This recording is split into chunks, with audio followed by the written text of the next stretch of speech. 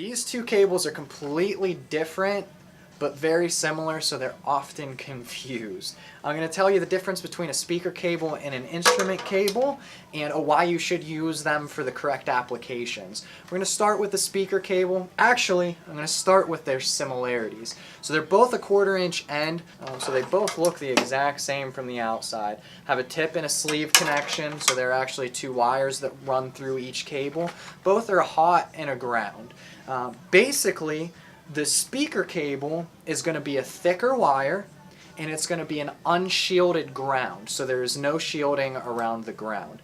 The reason that you don't need a shielded cable for your ground in a speaker cable is because of the power that you're sending through the cable is enough volume to offset the difference of the noise introduced by the cable. So the white noise, the amount of noise that's added using a speaker cable, is a moot point. It's not something that you're going to notice.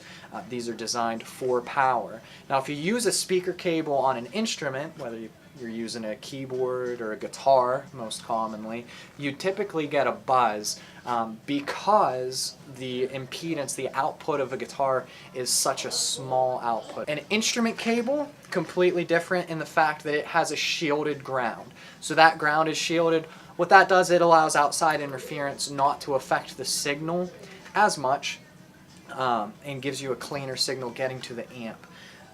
They are typically a much thinner wire, so a very much thinner wire actually.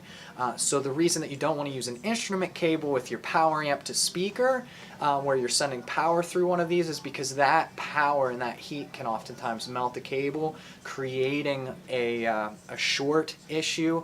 Anytime there are 2 cables that aren't supposed to touch that touch, it creates a short versus it being an open connection. Whenever that short happens, you can fry your gear. So always use an instrument cable for your instruments, and always use a speaker cable for your speakers.